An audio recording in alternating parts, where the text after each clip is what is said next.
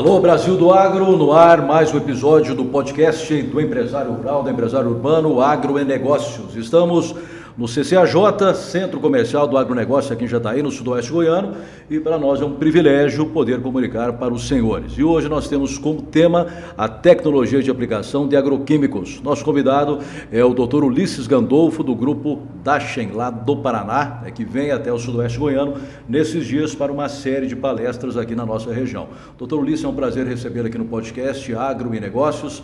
Uma satisfação tê-lo conosco. Espero que a gente possa trazer muita informação que gera valor, principalmente para o homem do campo. Muito obrigado, Peterson. Prazer estar aqui, uma honra, satisfação. Um podcast aí conhecido por levar bastante informação válida para o agro. A gente sabe que o agro é muito importante, né, principalmente nos dias de hoje.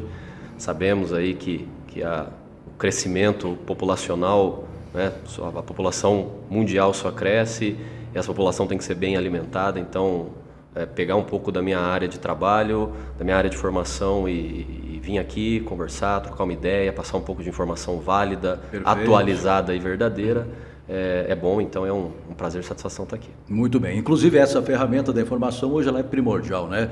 Um produtor rural, um técnico, né, um profissional da área, bem informado, com informação, como o senhor disse, real, que tem aplicabilidade na sua função, ele certamente estará um passo à frente daquele que não busca essa informação, o conhecimento e utiliza o conhecimento como uma ferramenta na sua atividade.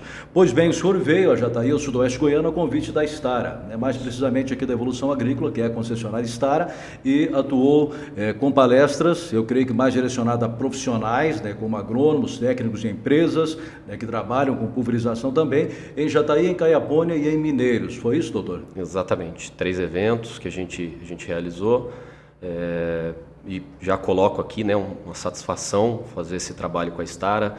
Conheço as máquinas deles já há algum tempo e para mim é uma satisfação particular trabalhar com uma empresa 100% brasileira, né? Acho que falar de tecnologia de aplicação é bom, mas conversar lá com o pessoal que está trabalhando numa empresa 100% brasileira.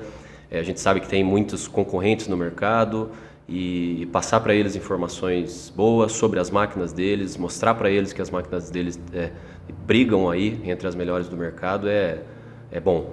As conversas, as dúvidas, os questionamentos, as discussões que surgiram nos eventos foram assim, muito boas.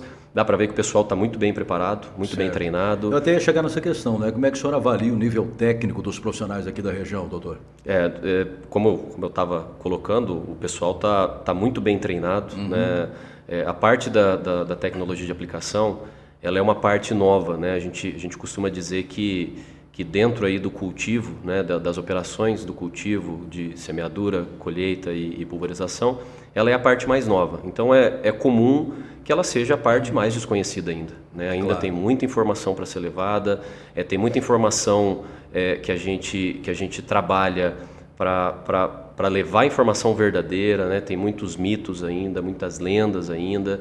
Então as informações que foram lá discutidas, deu para ver que o pessoal está bem alinhado com a verdade, com o profissionalismo, com a sinceridade, com a honestidade, e deu para ver que além deles saberem que eles trabalham em máquinas boas, eles têm na mão aí ferramentas ligadas à tecnologia de aplicação para levar ainda mais solução para o campo e para o produtor. Perfeito. Então, antes da gente falar nessa questão mais técnica, conhecer até um pouco o histórico da tecnologia de aplicação de agroquímicos aqui no Brasil, gostaria que o senhor falasse um pouco a respeito da sua empresa também, da empresa de vocês, que é sediada lá no Paraná, correto? Isso. Bom, o Grupo Dachem é uma instituição de pesquisa, treinamentos e consultorias. Trabalhamos aí, iniciamos as atividades em 2014, então uma empresa relativamente nova. Foi fundada pelos professores Marco Antônio Gandolfo, que é meu pai, também trabalha na área de tecnologia de aplicação, e pelo professor Robinson Ozip, um herbologista aí, um doutor em ervas daninhas aí, uma referência nacional também. A empresa ela trabalha fundamentalmente na parte de pesquisa em tecnologia de aplicação em máquinas agrícolas, e a gente, à medida que como você bem colocou, né, e eu coloco isso e até disse nos eventos, né, a gente está na era da informação, Então, na tentativa de levar mais informação, de tirar um pouco dessas informações que a gente cria no laboratório e levar isso para o campo, complementar com o campo, a gente abriu também, né, as partes de consultoria e treinamento de corpo técnico. Perfeito. Fazemos treinamentos lá na nossa estrutura, em Bandeirantes, e à medida que não é possível deslocar o pessoal até Bandeirantes, eu ou o Gandolfo, meu sócio e pai lá que também trabalha, a gente se desloca aí para atender as necessidades dos clientes. Perfeito. Até acho que não tem hoje como você apresentar uma ferramenta ao mercado, que é exigente, mas que tem profissionais também conhecedores de todas as novas tecnologias que estão chegando, de maneira que você coloque um produto que gere alguma dúvida. O trabalho do Grupo Dacheng, ele se dá com desenvolvimento de um produto, creio com embasamento aí, campo e laboratório, fazendo uma sinergia dessas duas realidades, que não adianta eu apresentar um trabalho lá no campo apenas com teoria ou com prática laboratorial. Eu tenho que ter também o conhecimento do campo. Eu acho que vocês preenchem essa lacuna, né? Exatamente.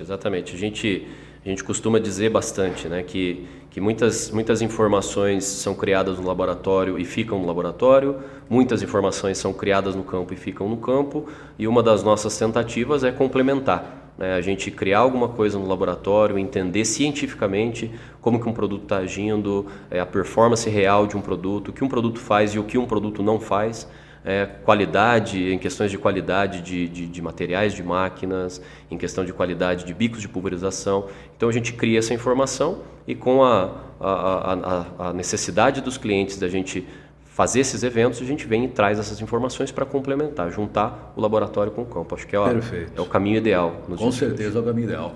Muito bem, gostaria que o senhor fizesse para a gente um histórico breve da tecnologia de aplicação e até para engrandecer um pouco mais o seu comentário, eu estava dando uma pesquisada aqui, voltando um pouquinho na questão da literatura e tal, e aí a gente pega dados lá de 79 e 74. 74, Rimmel. Aplicação de defensivos agrícolas é provavelmente o processo mais ineficiente como já praticou até hoje. Aí lá em 79, 5 anos depois, Matthews, uma das atividades de maior desperdício na agricultura, tanto em energia quanto em produto químico. Era uma visão que já tinha-se essa certeza de desperdício, de má qualidade, né, do trabalho desenvolvido lá na década de 70 ainda. Né? Exatamente.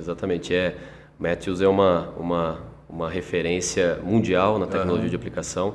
E até a FAO, né, a Organização Mundial de Alimentação e Agricultura, ela tem citações que corroboram com isso, né, dizendo que a tecnologia a aplicação de defensivos, de agroquímicos, ela é talvez a operação menos eficiente realizada pelo homem no mundo. Né?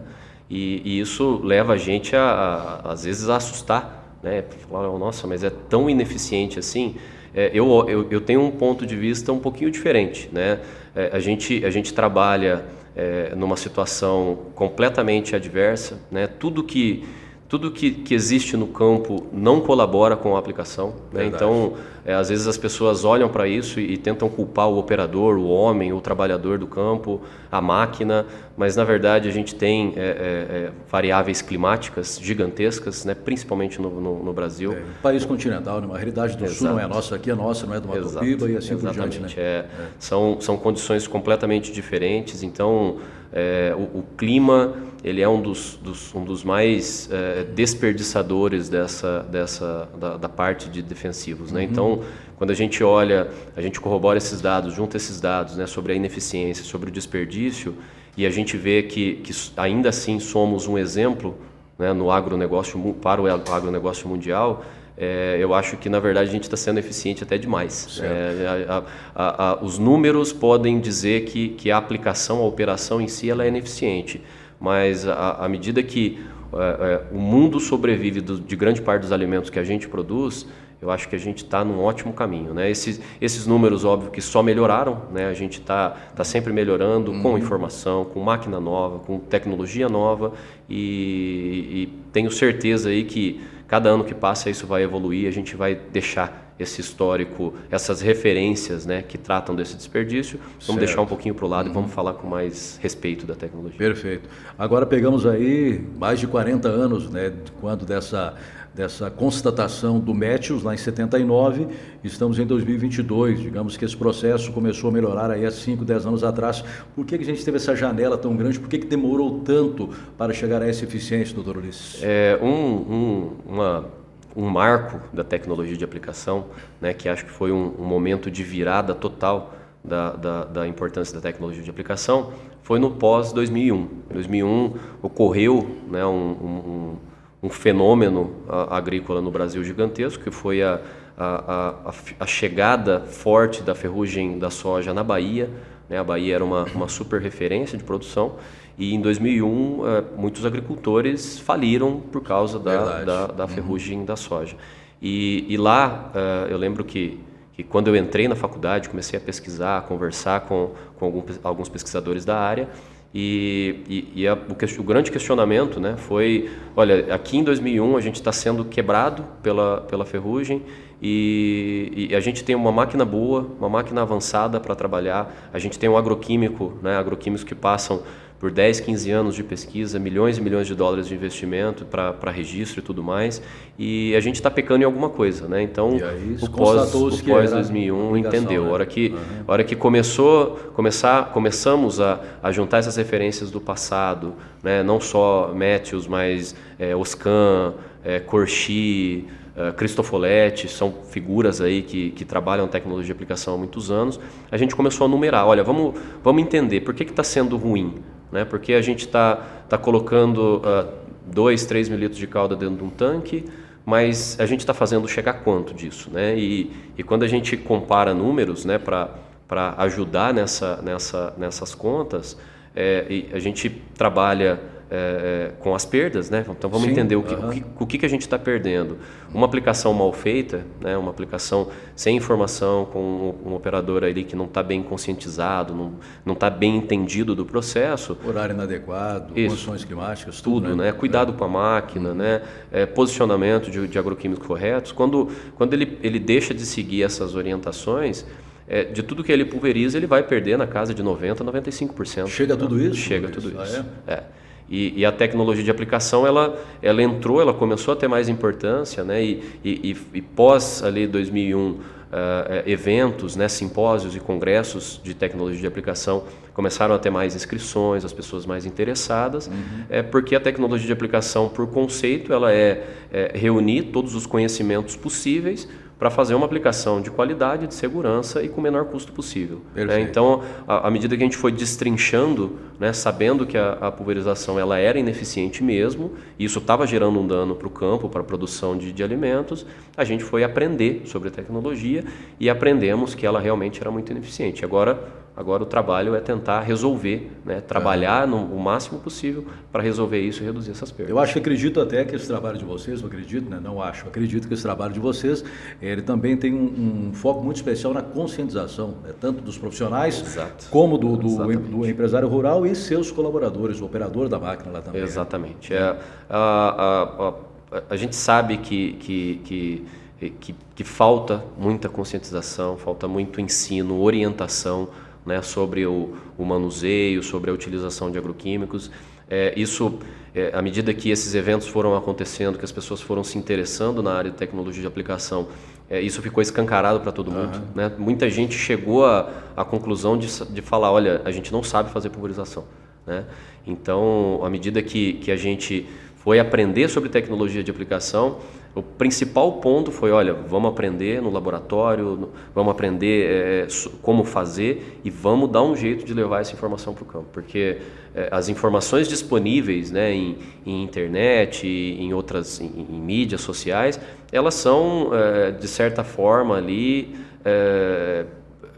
falta alguma coisa, né? Falta ali um número, uma ciência, uma estatística para fortalecer aquilo. Então, a conscientização, a orientação do operador, do produtor, se não 80%, 70% do trabalho hoje. É pegar essa informação e saber como levar ela com qualidade para o campo. Muito bem, podcast Agronegócio, estamos conversando hoje com o doutor Ulisses Gandolfo, da Dachem, lá do Paraná, tecnologia de aplicação de agroquímicos, aqui no podcast do Empresário do Campo e do Empresário Urbano também, porque a gente trata de assuntos correlatos e hoje nós temos a nossa economia, né, girando, obviamente, em torno do agronegócio aqui no Sudoeste Goiano e em Jataí de uma maneira toda especial. Né, conosco, a gente quer agradecer aí a Fênix, né, o agronegócio move a economia do nosso país com um modelo inovador de acesso ao mercado, e a Fênix faz parte desse movimento como a maior e mais estruturada força de gerenciamento de compras agrícolas do Brasil. Há mais de 18 anos no mercado, a Fênix conta hoje com 6 unidades em Goiás, Tocantins, Mato Grosso, gerenciando a maior área plantada do Brasil em mais de 135 municípios. Trabalhando de forma séria, organizada e com foco, sempre ao lado do cliente, a Fênix atua na gestão de compra de sementes, corretivos, defensivos, fertilizantes, nutrição de plantas e diesel, administrando a logística da entrega, além também da sua atuação na área de seguros e captação de crédito. Conheça mais no site fenixempresas.com.br. Um abraço para os amigos também lá da Soluflex Ferramentas, grande parceiro do Homem do Campo, aqui de Jataí, também conosco na programação do Agronegócios, a Bruck, né, que também desenvolve um trabalho gigantesco aí em todo o Brasil, né, tecnologia também de geração de energia limpa, e a Casa Carlone, 55 anos atendendo também o Homem do Campo aqui em Jataí, no sudoeste goiano. Bom, a gente retorna com o nosso bate-papo com o Dr. Ulisses. Falamos já um pouquinho dessa questão do histórico da aplicação, da importância que essa ferramenta ganha hoje, né, no dia a dia do produtor rural. E a gente também tem, obviamente, que elencar algumas situações que permeiam esse trabalho propriamente dito lá no campo. E o que um produtor quer, né, quando ele vai fazer um serviço de aplicação? Falando em questão bem prática, doutor, atingir o alvo, né? Exatamente. O defensivo tem que chegar lá. Ele quer que não ocorra deriva também, né? E aí Exato. Fica ligado a questão de horário de aplicação e tudo mais. Que isso redunde no controle de praga, de doença, de planta daninha, que não contamine o meio ambiente, que não contamine o homem e que gere segurança no processo no todo, né? Exatamente, exatamente.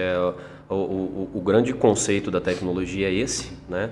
E a gente sabe que a operação de semeadura ela é feita uma vez, né? Numa safra, vamos pegar uma safra de soja, certo. Ela é feita uma vez, né? A operação de colheita é feita uma vez.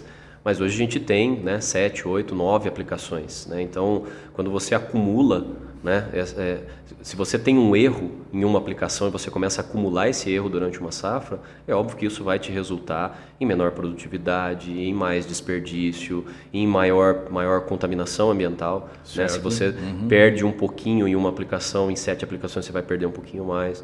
Então, o grande conceito da tecnologia é justamente esse, e fazer tudo isso com o menor custo possível, né? A gente sabe que o bolso é uma parte essencial do negócio, né? Se ele não for lucrativo, não tem por que ninguém fazê-lo. Então, fazer tudo isso, colocar tudo isso no processo e fazer com o menor custo possível é um grande desafio. É um grande desafio. Por mais que pareça simples, é um desafio gigantesco. Inclusive, a gente tem comentado muito aqui com outros segmentos também do agro, do apagão que a gente está tendo em relação à mão de obra qualificada no campo. E quando se trata de um operador de uma máquina, de um autopropelido, que vai fazer, digamos, a principal função da lavoura, né, que é o combate às pragas, que é a aplicação dos defensivos agrícolas, a gente sabe que tem que ser uma pessoa capacitada, né, qualificada, uma pessoa que possa operar a máquina e possa absorver tudo que aquela máquina ofereça. Então a gente também vê que hoje em dia essa questão, esse tema é um assunto da própria indústria também, que quer entregar uma máquina com tecnologia embarcada, mas que tem que deixar claro para quem está comprando. Olha, eu preciso de um cara, né, condizente com a tecnologia que essa máquina tem, né? Exatamente. Um grande desafio, né? Outro grande desafio é justamente esse, né? Eu faço questão nos meus eventos de sempre parabenizar o operador, né? A pessoa que está ali manuseando o agroquímico. Eles acabam sendo aí a última parte da cadeia a receber informação, né? Então a informação ela sai muito valiosa de um lugar e ela vai se enfraquecendo até chegar a eles, né? Então eu sempre faço questão de motivá-los porque o trabalho que eles fazem é essencial. Então acho que vale a pena citar isso como assim, olha, para quem estiver escutando e trabalhar nessa área, motive o operador, porque ele está ele está remediando o nosso alimento, né? A pulverização de agroquímicos ela é basicamente o remédio do nosso alimento. E aí nós temos até duas relações, porque esse colaborador, né, ele é um dos mais importantes aí do grupo, porque ele está operando uma máquina de valor agregado, 2, 3 milhões, 4 milhões, está trabalhando com agroquímicos aí com alto valor também, e um erro dele pode colocar a sua safra aí em derrocada, né? Exatamente. Ele tá, a gente costuma dizer, né? Ele tá com dinheiro na mão, né? Tá com dinheiro na mão. Ele que está escolhendo, ele que faz a escolha à medida que ele tem a informação, obviamente, ele que escolhe, né, como esse dinheiro vai ser investido na lavoura, né? Então, vale a pena sempre ressaltar a importância aí de motivar ele a fazer um trabalho bem feito, né? Isso, óbvio, que tem, né, outros fatores dentro das próprias propriedades, que ele precisa estar motivado a fazer esse trabalho, mas eu sempre faço questão de parabenizar, porque por mais que a gente tenha todos esses números, né, que às vezes parecem negativos, vale lembrar, né, o Brasil é o agro mundial, é um dos países aí com maior produção de alimentos do mundo, a gente alimenta grande parte do mundo, então ele por mais que tenha muitos defeitos ainda, eles estão fazendo um ótimo trabalho, e a nossa intenção é sempre ajudar. Perfeito. Doutor Ulisses, eu tenho alguns dados aqui com relação a principais problemas verificados, não são muito atuais, até inclusive são dados da Coamo, lá do Paraná, do seu estado, e aí falam sobre os problemas durante inspeções. Erro na dosagem do produto, erro na taxa de aplicação, cerca de 80% e 60% respectivamente. Espaçamento de bicos, 97%. Bicos inadequados ou com entupimento, 97%. Bicos inadequados, exceto entupimentos, 67%. Aí teve um trabalho também de avaliação da condição das máquinas. 29% eram máquinas consideradas em situação ruim para exercer aquela função, 35% razoável e bom, não é nem ótimo, apenas 34%. Sim, esse é um trabalho que até eu posso falar com um pouquinho de autoridade, porque esse trabalho se iniciou em 1999 pelo meu pai. Meu pai, unido ao orientador dele, o professor também Ulisses Antoniassi, eles criaram um projeto conhecido como Inspeção Periódica de Pulverizadores. Esse projeto ele se baseou num modelo de inspeção europeu. E ele, quando esses pesquisadores, né, o Gandolfo e o Antoniassi, trouxeram esse projeto para o país, foi um susto, né, porque esses mesmos dados, né, se você, eu até tenho esse dado em algumas apresentações, quando você faz essa comparação exatamente desses fatores, desses parâmetros, com máquinas da Bélgica, que é até um exemplo que eu tenho, você vê que praticamente nenhum desses defeitos acontece em nenhuma das máquinas. E quando acontece um defeito, uma ponta entupida, uma ponta gasta, um erro na taxa de aplicação, está ali em 0,1% das máquinas, porque lá existe uma inspeção periódica obrigatória para ser feita nos pulverizadores. Né?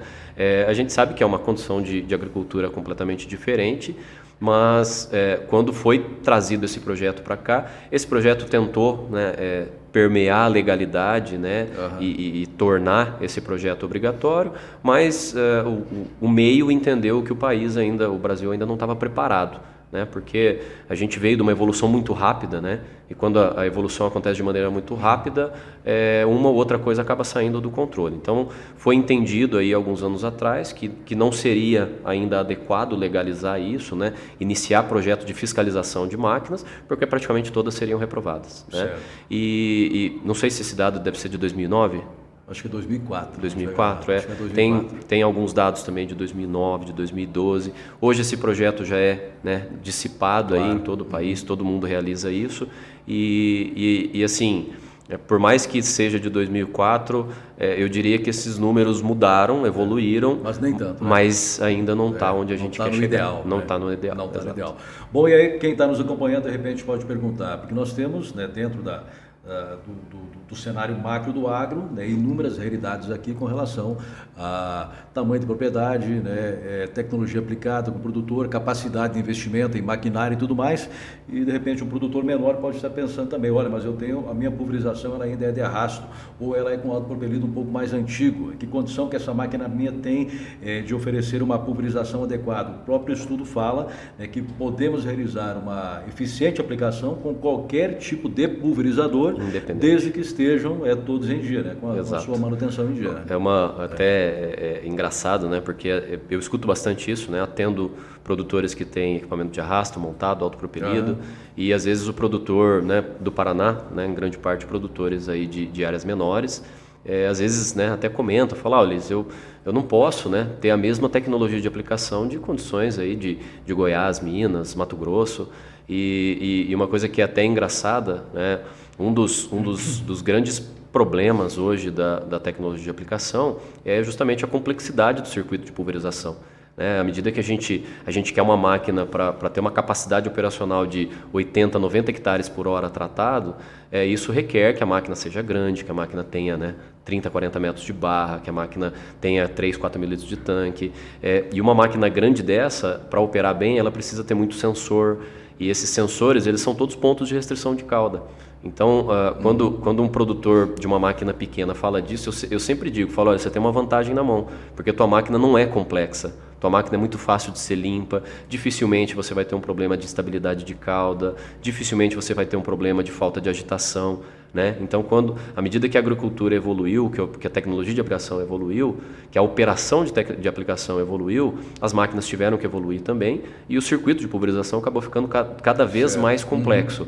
Né? E como a gente está falando, já comentando, da falta de cuidado, da falta de capricho com a máquina, uma máquina mais complexa, com pouco capricho, ela acaba se tornando um problema gigantesco. Né? Então, grande parte dos problemas que eu encontro estão mais ligados a máquinas autopropelidos, máquinas aí que trabalham muito mais horas, né, no ano do que a pulverizadores menos complexos. Doutor Lício, nós temos também uma característica aqui, dada a dimensão das áreas e às vezes até um tempo mais curto para a aplicação, né, desses defensivos, que é a aplicação via aérea também. A aviação agrícola bastante presente na região aqui. Sim. E também é uma ferramenta de aplicação, só com certeza. Por um outro meio, né, meio Isso. aéreo, mas que necessita também de todos esses cuidados. Todos, né? Os cuidados, exato. A aplicação aérea ela tem algumas... que eu gosto de dizer, né? Eu lembro de muitas, lá nos meus primeiros eventos feitos, eu lembro que tinha muitas vezes um combate, né, entre a aplicação terrestre e a aplicação aérea. Verdade, né? Então, muita gente tentava, talvez ali por trabalhar em uma ou outra área, tentava, né, puxar o peixe para um ou para outro lado. E nós que trabalhamos com tecnologia de aplicação, a gente não está vendo se é o avião, se é o drone, se é o helicóptero, se é o terrestre, certo. Se é o herbicida, fungicida e inseticida, se é o bico da marca A ou da marca B, a gente está olhando para a melhor aplicação possível.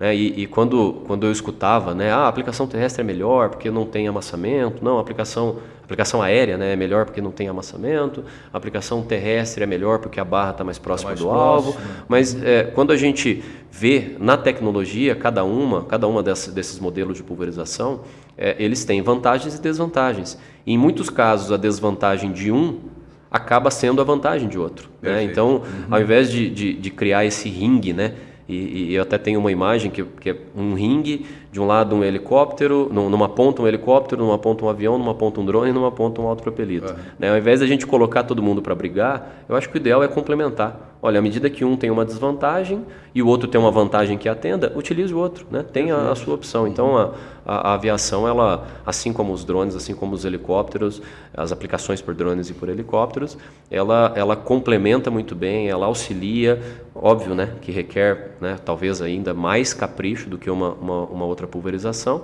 mas existem, né, fatores como a própria complexidade do circuito de pulverização do avião, ela é baixa, né, então não é um circuito difícil de ser limpo, é um circuito de altíssima vazão. Dentro ali da aviação, a gente tem o que pode ser chamado do equipamento mais eficiente de pulverização no mundo, que é o atomizador rotativo, né, um equipamento de altíssima uniformidade da população de gotas. Então você tem diversos fatores que atuam auxiliando. Né? Assim como em qualquer modelo de pulverização, a falta de capricho vai levar você a perdas, desperdício, falta de produção. Né? A questão da aplicação em si, tecnicamente falando, deposição das gotas, né, sobre o alvo, sobre a planta lá. Aí as gotas precisam estar no tamanho, na densidade adequada, correta, ao objetivo daquela aplicação. E aí vem o conhecimento sobre a tecnologia da aplicação. Aí vem a questão de escolhas de bicos anti-arrastamento, bico cônico de turbulência, qual é o melhor, qual é o mais adequado, né, para pós-emergência, para pré-emergência. Como é que se define tudo isso, doutor? Existe um cálculo que foi até colocado por uma referência já citada aqui do Corsi, que é até uma referência de 1967, né? Um cálculo que é usado até hoje por todo mundo que trabalha com tecnologia de aplicação, que é um cálculo de cobertura. Né? Então, a gente, qualquer pessoa colocar na internet, né, cobertura, densidade de gotas por centímetro quadrado para cada tipo de agroquímico. vai ver lá que tem o fungicida de contato, ele requer maior cobertura, né? 70, 80 gotas por centímetro quadrado. Um herbicida sistêmico requer 20, 25 gotas por centímetro quadrado. Então, a escolha do bico, ela é um dos últimos passos, né? Até o que eu comentei bastante nos eventos, né? Que até como tratado com a Evolução Agrícola, né? Que é a empresa que eu estava ali representando, o que faz parte da evolução da tecnologia é a gente evitar falar da escolha do bico, vamos falar da escolha da gota ideal, né? Porque com base nesse agroquímico que eu estarei pulverizando e com base na densidade vegetal da minha área, né? Na densidade foliar da minha área, eu tenho que definir exatamente o tamanho de gota adequado.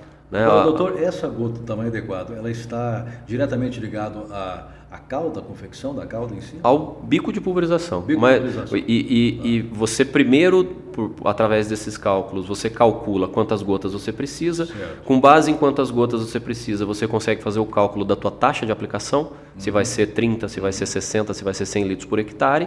E aí, juntando essas informações mais operacionais, unidas à velocidade que você vai fazer a pulverização, aí sim você vai ter o catálogo na mão e escolher o bico com a vazão correta e com o tamanho de gota correto para fazer a pulverização. Agora o senhor chegou numa situação interessante também que é muito discutida às vezes. Olha, eu tenho uma máquina que permite fazer a pulverização aí a 30 km horários, eu vou fazer a 5 horários e tal. Como é que se define essa questão de velocidade, observando também deriva e tudo mais?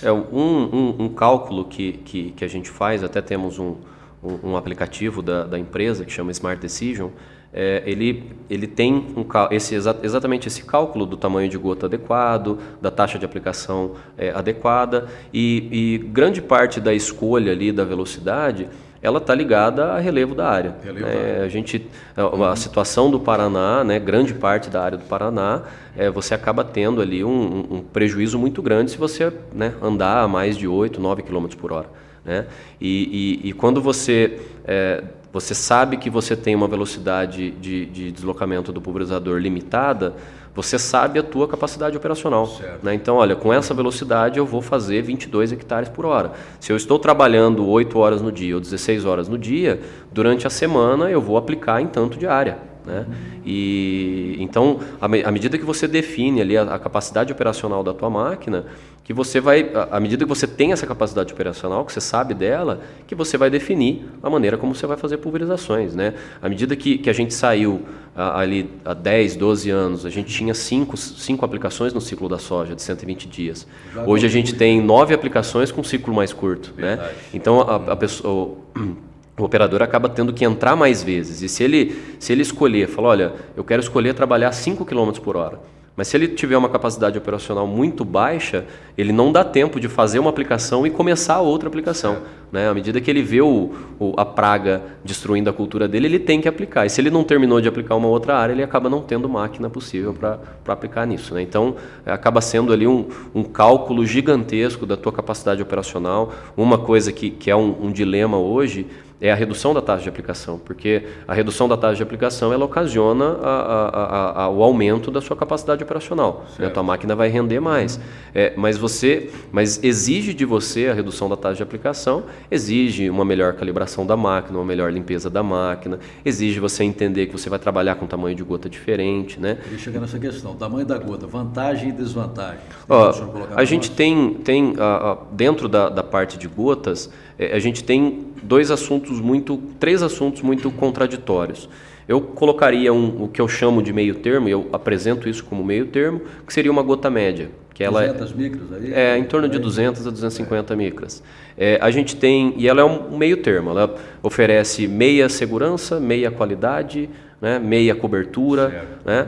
Ulisses, então eu não quero mais trabalhar com a gota média. Por quê? Porque eu fiz uma avaliação da minha aplicação e eu não estou vendo gotas chegar no terço baixo da minha cultura, que é onde grande parte das pragas de difícil controle estão. Muita evaporação, de repente. Isso, estou perdendo. Quanto maior o tamanho da gota, menor é a capacidade dessa gota cobrir totalmente os seus alvos. Né? Então, quando se chega a essa conclusão, que é um trabalho que a gente faz, e eu sempre digo, avalie como está a sua aplicação, né? Existe uma ferramenta hoje conhecida como papel hidrossensível, coloque um papel hidrossensível lá na tua área, vê, né? A tua praga está lá no pé da soja, então coloca um papel lá, né? Se chegar 2, 3 gotas ali no papel, você sabe que a tua cobertura está fraca, né? Aí você tem que ir para uma gota mais fina, quanto menor o tamanho da gota, maior é a cobertura gerada por aquela gota, né? Porém, a gota mais fina, além de dar mais cobertura, que é um fator positivo, ela tem um fator negativo de ser mais perdida. Mais perdida. Quanto mais fino o tamanho da gota, maior o percentual de evaporação que a sua pulverização vai ter. Mais deriva, mais perdas para o ambiente. Aí você acaba entrando numa situação de perigo, né? Você pode ter dentro da sua propriedade ou da propriedade dos seus vizinhos alguma cultura sensível àquele herbicida que você está pulverizando, aquele agroquímico que você está pulverizando. Infelizmente acontece isso. Acontece bastante. Então, aí quando a gente faz essa avaliação, Ulisses, então eu vou usar a gota grossa para fazer tudo, acima de 300, 350 micrometros. Porém, a gota grossa, ela fornece como fator positivo baixíssima deriva, né? Então é a tecnologia de menor deriva possível, porém ela não dá cobertura. Cobre uma área menor. Ela cobre uma área menor. E uma coisa que a gente costuma dizer, né? A hora que as culturas começam a fechar as linhas, a gota grossa ou fica na parte de cima da cultura ou ela escorre para o solo, né? Porque ela é uma gota mais pesada, então ela não tem capacidade de ocasionar uma coisa que a gente chama de desvio de trajetória, que é por parte das gotas finas, que ela conseguir, com a ajuda do vento, desviar das folhas de cima e chegar nas folhas do terço médio e do terço inferior. E a gota grossa, por ela ser muito pesada, né, ela acaba não tendo essa capacidade. Então, quando a gente falava de tecnologia de aplicação 10, 15 anos atrás, todo mundo queria um bico só para fazer tudo. E um bico só gera só um tamanho de gota. Bico universal. Exato. Né? O bico é o que a gente chama de bico pato, né? Certo. Pato anda, nada e voa, mas faz tudo, mas não faz nada direito. E esse bico, que na verdade faz tudo, ele é um bico variável, né? Ele não vai te dar a gota fina que você precisa quando você necessita de cobertura, e ele não vai te dar a gota grossa quando você precisa reduzir a deriva. Então ele acaba sendo um meio termo, mas que deve ser utilizado também com uma gota fina, de uma ponta, por exemplo, a cone vazio, que é um bico de altíssima qualidade, e também auxiliado aí com uma pulverização com gotas mais grossas, que seria o caso de dessecação com herbicida, que é um pouquinho mais prejudicial para o ambiente, colocar uma tecnologia mais segura possível. Bom, e dentre esses quesitos aí que a gente tem, essas diferenças, melhor dizendo, do Paraná para Goiás, por exemplo, o Rio Grande do Sul para Goiás, Mato Grosso, temperatura e umidade do ar também. Bastante. Nós temos aí, chegou tal hora eu tenho que entrar com o herbicida na lavoura, eu tenho que entrar com o defensivo. Aí eu tenho lá uma temperatura de 35 graus, uma umidade que não está muito legal e tal. Sim. Eu estou fazendo a aplicação, daqui a pouco lá no horizonte já pinta uma nuvem, ela já chega aqui na lavoura. Exatamente. É complexo. É muito complexo. Toda, né? Muito complexo.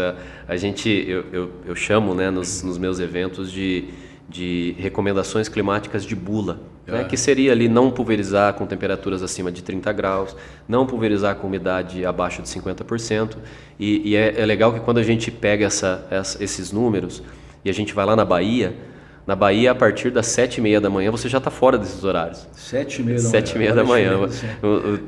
O pessoal brinca, né? Às vezes, num dia nublado aqui, a gente tem temperatura acima de 32, 33 graus.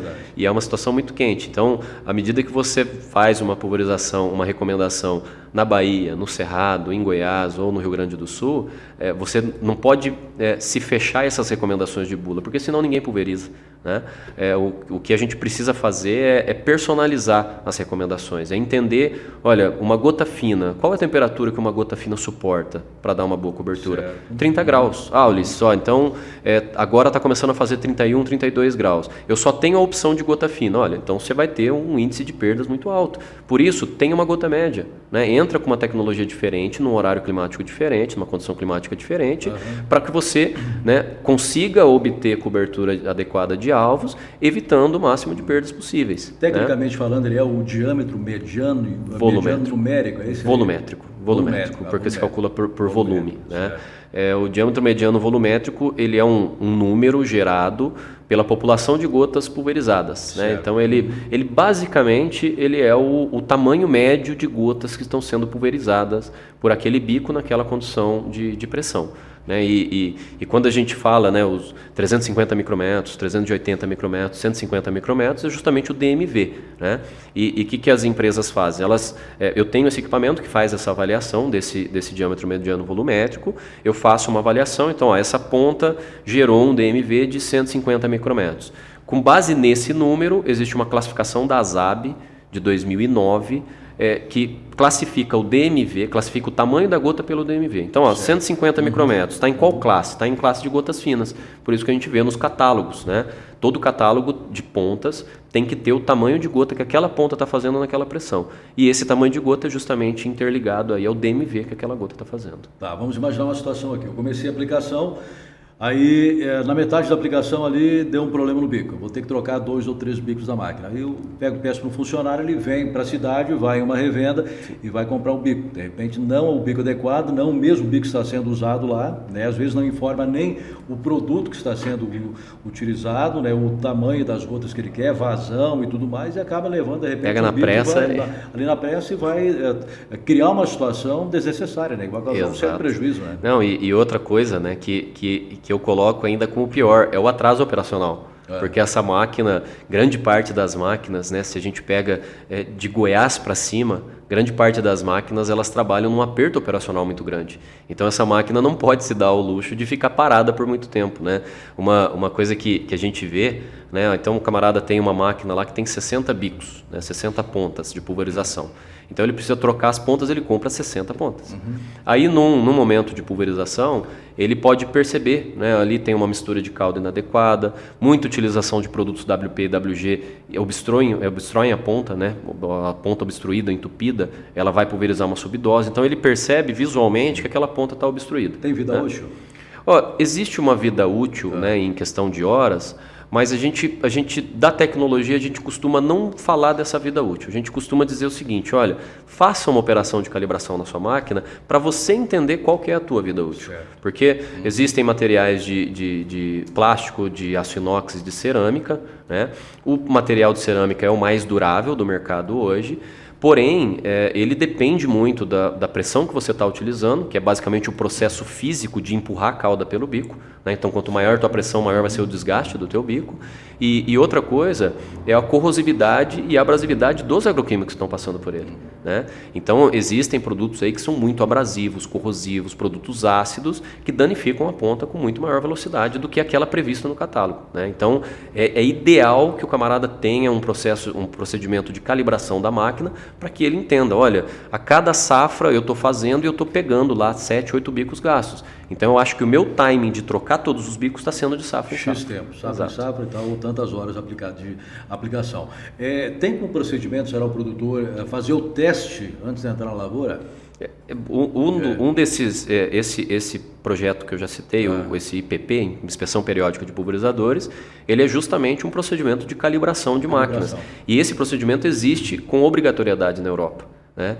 E por não existir obrigatoriedade no Brasil, poucas pessoas fazem. Né? Então, às vezes o camarada está utilizando um bico, está confiando nas horas. Né? Esse bico tem o bico de cerâmica, né? Trabalha lá 1000 horas até a troca. Então, eu estou com 800 horas, o meu bico está tudo bom. Aí, às vezes, a gente chega a fazer uma calibração da máquina e ele tem lá 10, 15 bicos gastos que estão jogando uma quantidade, né? Desperdiçando uma quantidade de investimento dele gigantesca. Né? E ele assusta, falando, nossa, mas eu estou confiando numa informação. Geralmente ele enche o tanque e vai para a lavoura. Enche o tanque e vai para a lavoura. A hora que ele percebe, talvez assim, visualmente, né? Fala, olha, visualmente esse bico está muito inadequado. Eu vou trocar esse bico aqui. Se ele conseguir enxergar visualmente que um bico está inadequado, significa que aquele bico está com 80%, 90% de erro. Né? Então, assim, 15%, 20%, a gente costuma dizer de 10% de erro de limite. Né? 10% para mais a gente considera um bico gasto, 10% para menos um bico entupido. Bico entupido, o problema é menor porque você tira ele e faz a limpeza correta. Né?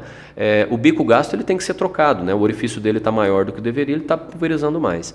Então, sempre a gente recomenda, fala, olha, compre bicos, Mas não compra um jogo de bico para a tua máquina. Compra um jogo de bico para a tua máquina e deixe 20, 30 bicos dentro do estojo dela, dentro da cabine. A hora que você perceber um problema, ao invés de você parar a máquina, descer lá, pegar uma escovinha, limpar o bico, né, com luva, com máscara, com EPI, limpar o bico, gastar tempo, tenha um bico novo dentro da tua máquina, saiu, percebeu um bico entupido, só troca, tira aquele bico que está entupido, coloca um bico novo. Soluciona de imediato. Soluciona de imediato. Aí você não tem atraso operacional, né? Aquele bico entupido, lembrando, não vai para o estojinho de bicos novos, senão ele volta para a barra uma hora. Então tenha lá uma sacolinha para guardar os bicos que estão, né, entupidos, mais sujos, e depois você proceder com a limpeza. Bom, de tudo que a gente já falou, né, é incontestável, né, a importância de estar se qualificando nessa questão de uma aplicação correta, né, de defensivos, né, de produtos químicos para a lavoura, utilizando toda essa tecnologia, né, que é disponibilizada, treinando a equipe, né, optando por máquinas condizentes com a realidade da sua lavoura e tudo mais, e a gente vê que realmente é um divisor de águas, tanto em economia quanto em ter uma lavoura mais saudável, através de uma aplicação correta, sem desperdício de agroquímicos, que redunda também num prejuízo desnecessário para o produtor. E aí tem uma outra ferramenta que eu acho que também casa com essa questão de trabalhar esse tema, né, que é o da aplicação correta de agroquímicos, juntamente com a agricultura de precisão. Exato. Né, que é uma realidade hoje já em inúmeras fazendas. Sim. E parece que é um caminho para o qual todos os produtores terão que seguir, não é, doutor? Inevitavelmente. A agricultura de precisão, ela levou, né, um grau de evolução para o campo gigantesco, né? A geração dos mapas de fertilidade, de produtividade, e até um pouco foi adaptado pela tecnologia de aplicação, que existem hoje em algumas máquinas, o mapa de aplicação, né? Então eu gero pelo computador da máquina, eu gero em toda a área que aquela máquina trabalhou, eu gero um mapa. Olha, enquanto dessa área a pulverização foi feita com temperatura abaixo de 30 graus. Então eu vou saber exatamente qual local que foi um pouco mais perigoso minha pulverização, né? Então a agricultura de precisão, ela levou uma evolução gigantesca, e a gente pode até dizer, né, que a tecnologia de aplicação se adaptou um pouco, né? Porque esses mapas de fertilidade, de produtividade, ensinaram os produtores a entenderem, eu estou produzindo menos aqui por quê? Foi o clima ruim, foi uma aplicação ruim, a minha fertilidade de solo aqui está pior, né? Então a agricultura de precisão resolveu isso, auxilia demais. 99% dos clientes que eu trabalho, eles fazem algum tipo de agricultura de precisão. Como o próprio nome diz, são dados precisos, né? Exatamente. Coletados dentro da realidade da área para aquele momento. Exatamente. Não, e fornece uma resposta gigantesca para o produtor. Imediata. Né? Ele ter controle, né? Imagina um produtor que toca uma área aí de 700, 800, 1.500 hectares. Você imagina ele ter controle total de tudo que está sendo feito nessa área, né? A agricultura de precisão foi sensacional nesse ponto. Minimiza riscos e potencializa ganhos, né, doutor? Exatamente. Esse que é o grande, é o pulo do gato da atividade. Trabalhar melhor. Trabalhar melhor. Exato. Bom, em cima dessas ponderações, quais seriam os principais dilemas da tecnologia de aplicação disso? Dentro dos principais dilemas da tecnologia de aplicação, o primeiro deles está em entender que o conceito de tecnologia de aplicação, ele algumas vezes ele é contraditório. Por quê? Porque o conceito diz que a gente precisa fazer uma aplicação de maior qualidade, de melhor segurança e de menor custo. Porém, uma aplicação de qualidade, o que é uma aplicação de qualidade? É uma aplicação com bastante cobertura. Bastante cobertura é a utilização de gota fina. Tá. Quando a gente transpassa isso para segurança, uma aplicação de segurança não pode ser utilizada gota fina. É uma utilização de gotas mais grossas. Como equalizar isso? E não existe como equalizar, eles são completamente contraditórios. Por isso a gente fala, olha, a aplicação de qualidade é gota fina com maior volume de calda. E isso você gera maior cobertura. A aplicação de segurança é uma aplicação com gotas grossas, que você vai ter menos perdas para o ambiente e para o vizinho. Uma aplicação de baixo custo é gota fina e baixo volume de calda. Então, dentro desses três aspectos, esse tripé, ele é completamente contraditório. Por isso, dentro da tecnologia de aplicação, do conceito dela, já é um dilema. E vale a gente entender. Olha, se eu optar optar por fazer uma aplicação de qualidade, eu não terei segurança e não terei baixo custo. Eu acho que até dá para colocar um outro item aí, que é a questão da janela de aplicação também. Isso, né? Exatamente. É um outro pilar também dessa equação. Exatamente. Né? E quando falar, então eu vou fazer a aplicação do herbicida agora, então preciso de segurança de gota grossa. Você não vai ter qualidade, você não vai ter baixo custo. E, obviamente, né, quando essa questão de janela de operação, de capacidade operacional, falar, olha, Liz, eu preciso baixar minha taxa de aplicação, sair de 100 litros por hectare e ir para 50 litros por hectare. Dá para fazer bem feito? Dá, mas entenda, você está reduzindo a tua qualidade, você está reduzindo a tua segurança. Então, um dos principais dilemas, ele está justamente unido aí ao conceito de tecnologia de aplicação. Então, dentro desses fatores, a gente precisa trabalhar sempre dentro deles. Então, para cada aplicação, para cada agroquímico, para cada condição climática, para cada condição de perdas, de prejuízo ambiental que você pode gerar, você tentar entender para qual desses lados você vai. E aí você trabalhar sempre, hora que precisar de qualidade, trabalhar com qualidade, hora que precisar de segurança, trabalhar com segurança. Rapidez com rapidez. E se precisar de redução de custo, você tem como trabalhar com redução de custo. Perfeito. E agora, num contexto macro, assim, por que até hoje, bom, a gente sabe até o porquê, é uma pergunta redundante, mas para a gente colocar para o ouvinte, por que a pulverização de agroquímicos ela é vista tão negativamente ainda no mundo, doutor? Como a gente já bem colocou aqui, né, existem muitas referências que a classificam como ineficiente. Né? Então, isso leva algumas pessoas a erroneamente acreditar que o que está sendo feito no campo é ruim, né? É ruim ou é mal. A gente sabe que existe aí uma classificação toxicológica, né? E existem produtos com classificação toxicológica vermelha, que são produtos que realmente, né, ocasionam mais danos ao ambiente e às pessoas também. Porém, a gente precisa entender, né? Um dos dados aí mais utilizados em teses e dissertações envolvendo tecnologia de aplicação é que até 2050 a população vai sair de 6,7 bilhões de pessoas e ir para 9 bilhões de pessoas. Né? A gente em 40 anos a gente vai aumentar 50% da quantidade de pessoas no mundo e a gente precisa alimentar essas pessoas. Então, às vezes, o pessoal olha para a utilização de agroquímicos e fala, mas é ineficiente, é ruim, prejudica. Não, o agroquímico ele é o remédio do alimento. Né? O agroquímico está sendo colocado na área justamente para produzir mais e alimentar mais. Né? Então, acho que um dos pontos principais é a gente parar de olhar para isso como negativo e entender, olha, temos coisas a melhorar ainda. E todo mundo que puder precisa trabalhar junto nessa área para a gente melhorar bastante para alimentar todo mundo, né, nos próximos anos e com o aumento da população mundial. Nós temos essa conscientização. Daí entra o papel que deveria ser totalmente contrário do que é hoje, da grande mídia, que às vezes é patrocinada por ONGs internacionais, por outros interesses. Grupos e tal, que tem outros interesses e tentam denegrir a imagem do agro. Então, por isso que canais como esse aqui, né, nosso mesmo, um canal fazendo um trabalho de formiguinha e tal, mas que com o avanço da rede mundial de computadores hoje, da tecnologia, da informação também, tem uma abrangência aí sem fronteiras. Então, se a gente começar a disseminar, colocar por terra essas mentiras que são propagadas acerca do que acontece verdadeiramente no agronegócio, quem sabe a gente começa a atingir uma parcela da população, os jovens principalmente, que às vezes compram uma informação errada. A gente falava no podcast aqui de segunda-feira que o pior não é a mentira que a mídia às vezes coloca, mas a desinformação que essa coloca. Né? Exatamente. Então a gente tem um bombardeio aí diário contra o agronegócio. Gigantesco. E é engraçado, né? Porque muita gente fala a tecnologia veio para ajudar na informação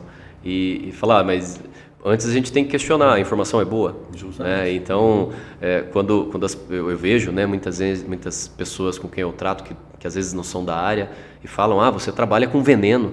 Né? Veneno. E aí eu respondo, falo, olha, eu ajudo a alimentar você, né? A gente tem outras áreas aí da agricultura, a área orgânica, por exemplo, que é uma área, né, gigantesca, é uma área que está evoluindo bastante, o crescimento dos produtos biológicos está ajudando muito nisso, então eu acho que vale muito a pena a agricultura orgânica, né, estar bem disseminada, porém, né, a agricultura, o controle químico de ervas, de pragas e de doenças, ele é mais efetivo. Né? Não então, tem como imaginar uma agricultura orgânica na extensão de uma agricultura empresarial. Exatamente. Eu acho que vale a pena, ela deve existir. Claro, né? sem dúvida, né? E assim que existir, pessoas vão trabalhar nela, vão evoluir ela, e acho que ela tem que estar no mercado junto, mas ainda é insubstituível o controle químico, né? A aplicação de defensivos. Hoje existem... Se não fosse o químico, não teria produção. Não teria produção, exatamente. Hoje existem empresas aí que trabalham reclassificando a classe toxicológica dos agroquímicos. Existem trabalhos que logo serão publicados, que vão definir para cada tipo de máquina, olha, para o equipamento costal, que é o equipamento de maior contaminação do manuseador, só vai poder ser permitido agroquímicos de classe verde ou azul, que são agroquímicos que têm baixo dano à saúde e ao ambiente. Né? Então a gente percebe assim que essas pressões do mundo em cima aí dos agroquímicos, elas estão funcionando, né? Para fazer o processo se tornar melhor, mais saudável e com menor prejuízo ambiental. Eu trabalho nessa linha, né? Mas a gente precisa entender que o controle químico ele é ultra eficiente, por mais que a gente fale, né, que existem dados que ele é ineficiente e desperdiça, ele funciona muito bem no campo. Claro. Né? Se não funcionasse, a agricultura não seria aí uma das bases mundiais aí da alimentação. E vai ser, né? Infinitamente. Vai ser infinitamente. Todo mundo precisa comer. Eu acho que quando se fala então em pulverização, né, com o uso do máximo de tecnologia que a gente tem, visando ter melhores condições de aplicação e um resultado final definido dentro daquilo que espera o produtor, uma lavoura mais sadia, mais produtiva. Acho que o melhor, no começo, como o senhor disse, evidenciou nossas palestras aqui na região. Tenha processos bem definidos, né, de aplicação, né? Defina esses processos com a sua equipe, né? Como você vai fazer, quando você vai fazer, o produto está na fazenda, a máquina foi revisada. Né? Acho que começa por aí. Né? Existem, eu sempre passo isso como uma parte ali mais de reflexão nas apresentações, que existem 5 passos sobre tecnologia de aplicação. Né? E às vezes o pessoal me pergunta, né? Fala, Ulisses, fala sobre drones, fala sobre aplicações, equipamentos, máquinas de pulverização autônomas, fala sobre os sistemas de pulverização seletiva. E isso eu acho que está lá no amanhã, eu acho que isso está no fim da escadaria, porque a gente está no começo da escadaria e o ontem a gente está pecando. Né? A gente está pecando na escolha da gota certa e do bico certo, a gente está pecando em saber exatamente qual gota pode ser aplicada em qual condição climática, a gente está pecando em avaliar a cobertura. Né?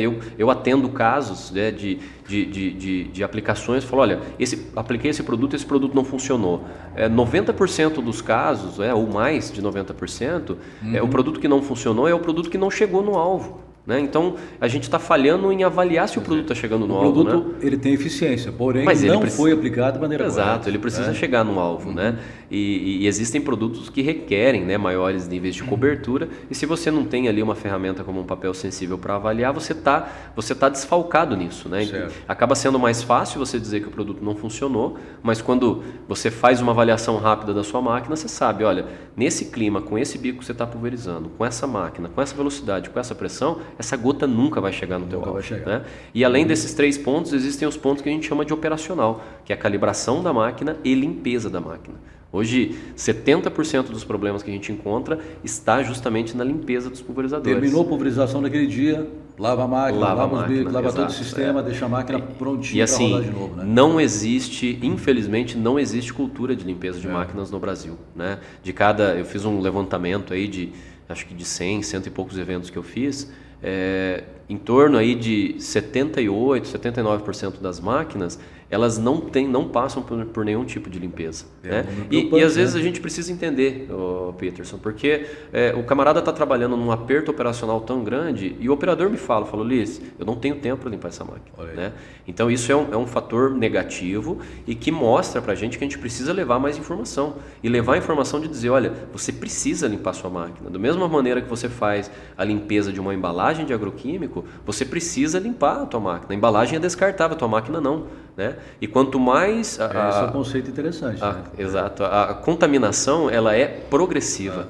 Né? Então, fiz uma pulverização hoje, vou fazer uma pulverização amanhã e não limpei minha máquina estará mais contaminada e mais difícil de ser limpa. Claro. E quando a gente une isso à complexidade de circuitos de pulverização, existem máquinas hoje no Brasil que são impossíveis de ser limpas. Na verdade, ele não está perdendo tempo de limpar a máquina, ele está dinamizando o trabalho dele, a ação dele. Exato. E outra, eu não posso perder o tempo para limpar minha máquina. Mas daí ele vai para o campo, ele começa a ter essa falta de limpeza, gera maior quantidade de resíduos no interior da máquina. Vai entupir mais. Vai ter que parar, aí fica parando, trocando o bico, limpando o bico, né? Gasta-se aí em torno de 3 a 4 minutos para limpar um bico, né? Então imagina aí numa máquina com 60 pontas, você para ali, você tem que limpar 4, 5, 10 pontas, você vai gastar 40 minutos naquilo. E uma limpeza simples não demora tanto quanto isso. Né? Então, dentro aí desses procedimentos, acertar na gota, cuidar do clima, saber o clima certo que você precisa pulverizar cada bico, avaliar a cobertura dos alvos, calibrar a sua máquina e limpar a sua máquina, você vai estar matando a tecnologia, você vai estar fazendo tecnologia de aplicação, você vai estar evoluindo a tecnologia de aplicação. E a hora que a gente acertar no básico, acertar nesse ontem, que são conceitos antigos, aí sim a gente vai estar pronto cada vez mais para dar passos a passos aí nos degraus e subir, né, e estar preparado para a tecnologia, para a evolução que está lá no fim dessa escadaria. Aliás, essa receita do básico bem feita, ela sempre funciona, né? Sempre funciona, né?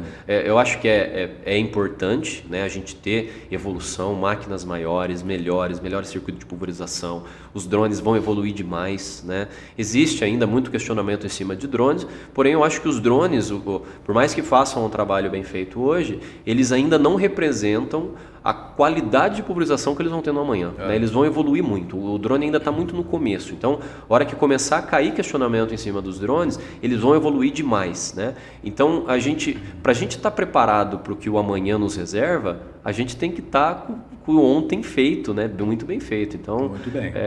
Vale a pena ressaltar isso, porque o básico que está aqui, que estamos conversando hoje, que tem um monte de evento acontecendo hoje, ele está sendo mal feito. Então vamos acertar no ontem, para aí sim a gente estar preparado para amanhã.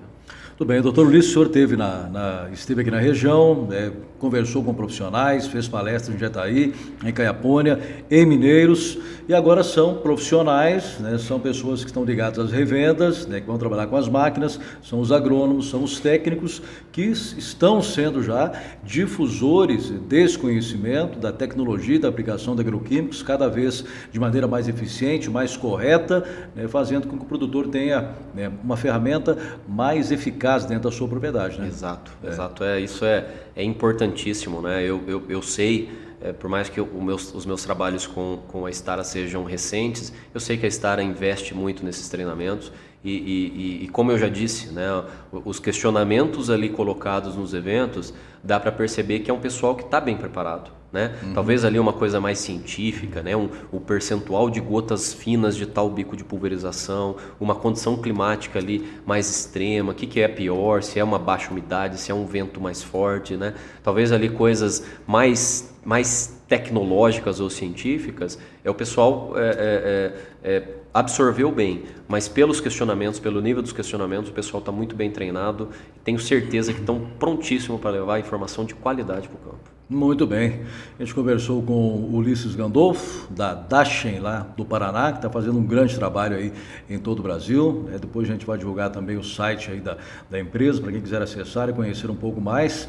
A gente parabeniza aí pelo trabalho que está sendo desenvolvido, pela parceria também com a Evolução, com a Stara, que já está aí difundindo essas informações, fazendo com que mais pessoas sejam qualificadas, capacitadas e, como a gente já falou, possam propagar essas informações para que tenhamos cada dia mais um produtor rural tecnificado. Com certeza. Pedro, eu agradeço aqui a presença, é uma honra estar aqui. Já ouvi falar muito aí de como essas informações são muito bem difundidas aqui. Então, é um prazer, uma honra estar aqui, um prazer, uma honra trabalhar com a Evolução e a Stara. De novo, máquina, equipamentos ali 100% brasileiros, então isso para mim é uma honra mesmo. Parabéns pelo seu trabalho também de levar essas informações. Você, unido a mim, unido a tantos outros profissionais aí, tenho certeza que o Brasil só tem a evoluir, a aplicação, todo o sistema produtivo só tem a evoluir. Então, parabéns pelo seu trabalho também, é uma honra estar aqui. Muito bem, obrigado, senhor, mais uma vez. A gente fecha por aqui mais esse episódio do Agro em Negócios, o podcast do Homem do Campo, que é sempre apresentado, obviamente, no prédio do Centro Comercial do Agronegócio, aqui em Jataí, no sudoeste goiano. Um privilégio estar com vocês uma vez mais. Até a próxima.